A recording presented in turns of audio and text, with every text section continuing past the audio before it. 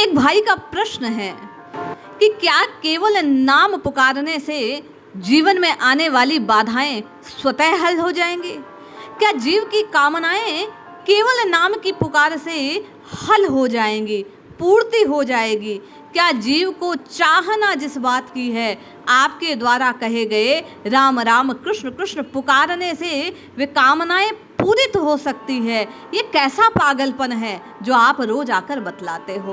पूज्य भाई की शंका के समाधान के लिए मैं और आप परम पूज्य भाई जी श्री हनुमान प्रसाद जी पोदार द्वारा बतलाई गई एक घटना का श्रवण करते हैं और जानते हैं कि भगवान का मंगल विधान कैसा अद्भुत है, विलक्षण है। जो जीव भगवान का विश्वास से नाम पुकारता है, अपनी कामना प्रभु के हवाले कर देता है, वो प्रभु वे दीन बंधु कैसे उसे पूरित कर देते हैं। नाम में वो अमोघ शक्ति है भाई बहन, जो निश्चय जाने आपकी असंभव लगने वाली प्रत्येक घड़ी को, प्रत्येक कार्य को, प्रत्येक विधान को जो आपकी दृष्टि में असंभव है, उसे भी संभव करने की शक्ति और सामर्थ्य रखता है। जय श्री हरि। पूज्य गुरुदेव के चरणों में बारंबार प्रणाम। आप जिह्वा से नाम पुकारिए और इस घटना को श्रवण कीजिए। घटना के अंत में आप आनंद की अनुभूति करेंगे और विश्वास 2 गुना हो जाएगा। आप निश्चय विश्वास पूर्वक नाम रटने का साहस अपने हृदय में भर पाएंगे। पूज्य भाई जी लिखते हैं, पुरानी बात है, कलकत्ते में सर कैलाश चंद्र वसु प्रसिद्ध डॉक्टर हो गए। उनकी माता बीमार थी। एक दिन श्री वसु महोदय ने देखा कि माँ जी की बीमारी बड़ी बढ़ गई है, कब प्राण चले जाएं कुछ पता नहीं। रात्रि का समय था। कैलाश बाबू ने बड़ी नम्रता के साथ प्रेम से माँ से पूछा, माँ तुम्हारे मन में किसी चीज़ की इच्छा हो तो बताओ, मैं उसे पूरा करना चाहूँगा। माता कुछ देर तो चुप रही, फिर बोली, बेटा उस दिन मैंने बम्बई के अंजीर खाए थे ना, मेरी इच्छा है वो अंजीर मिल जाए तो मैं कुछ खा लूँ। उन दिनों कलकत्ते के बाज़ार में हरे अंजीर नहीं मिलते थे और बम्बई से मंगाने का समय ज़्यादा लग जाता। हवाई जहाज़ थे नहीं और रेल के मार्ग से भी आजकल की अपेक्षा, पूज्य भाई जी लिखते हैं, बड़ा अधिक समय लगता था। कैलाश बाबू बड़े दुखी हो गए। माँ ने अंतिम समय कोई चीज़ मांगी और मैं माँ की मांग को पूरा ना कर सका। इससे बढ़कर मेरे लिए दुख की और क्या बात होगी। कुछ उपाय नहीं सूझा। रुपयों में मिलने वाली चीज़ होती तो कोई बात ना थी। कलकत्ते या बंगाल में कहीं अंजीर होते तो बाजार में मिलते नहीं। बम्बई से आने में 3-4 दिन लगते। टेलीफोन भी नहीं कि सूचना दे सकूं। तब तक पता नहीं माँ रहेगी कि नहीं, जीवित भी रही तो खा पाएगी कि नहीं। कैलाश बाबू बड़े निराश हो गए। मन ही मन रोते रोते कहने लगे, हे भगवान, क्या मैं इतना अभागा हूँ, माँ की अंतिम चाह को भी पूरा नहीं कर सकता। रात के लगभग 11 बजे किसी ने दरवाज़ा खोलने के लिए बाहर से आवाज़ लगाई। डॉक्टर वसु ने समझा कि कोई रोगी के यहाँ बुलाने आया होगा। चित्त बड़ा खिन्न था। उन्होंने बिना दरवाज़ा खोले कह दिया, इस समय मैं कहीं नहीं जा सकूँगा। बाहर खड़े आदमी ने कहा, मैं बुलाने नहीं आया हूँ डॉक्टर साहब, एक चीज़ लेकर आया हूँ, दरवाज़ा खोलिए। दरवाज़ा खोला गया।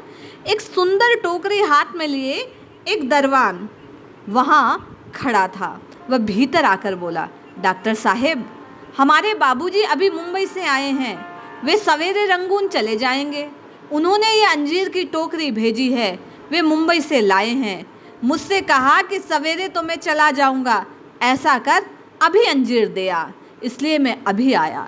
कष्ट के लिए क्षमा कीजिएगा। कैलाश बाबू अंजीर का नाम सुनते ही मानो उछल से पड़े। उन्हें उस समय कितना और कैसा अभूतपूर्व आनंद हुआ, इसका अनुमान आप और मैं लगा भी नहीं सकते। आंखों से हर्ष के आंसू बह निकले, शरीर में आनंद से रोमांच हो गया। अंजीर की टोकरी को लेकर वे माताजी के पास पहुंचे और बोले, माँ लो, भगवान ने अंजीर तुम्हारे लिए भेजे हैं। उस समय माता का प्रसन्न मुख देखकर कैलाश बाबू इतने प्रसन्न हुए मानो जीवन का परम दुर्लभ महान फल उन्हें प्राप्त हो गया हो। बात भी थी ऐसा अद्भुत काम जिसकी कल्पना ना की जा सकती है।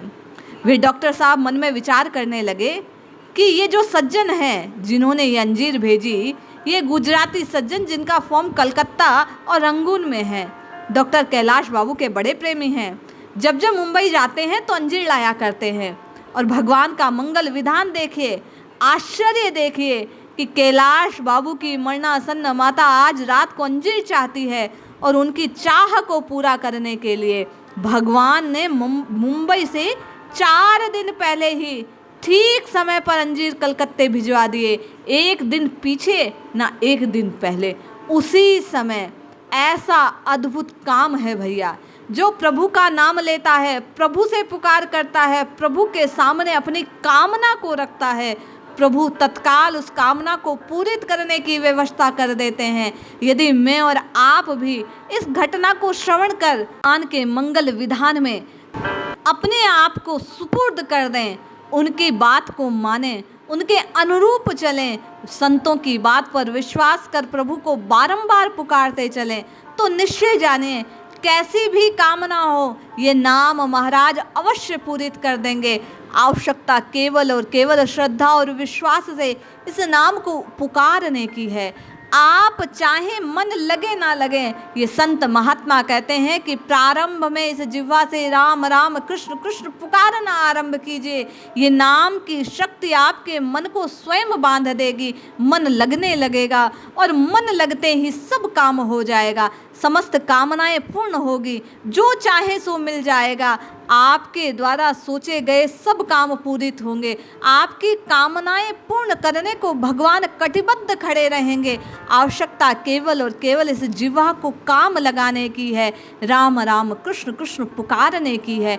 इसलिए जपिए, पुकारिए, इस जिह्वा से राम राम कृष्ण कृष्ण कहिए, सब काम बनेंगे, कष्ट दूर होंगे, राम जी का नाम आराम देगा, रोग दूर होंगे, आपके द्वारा चाही गई प्रत्येक वस्तु आपके पास होगी।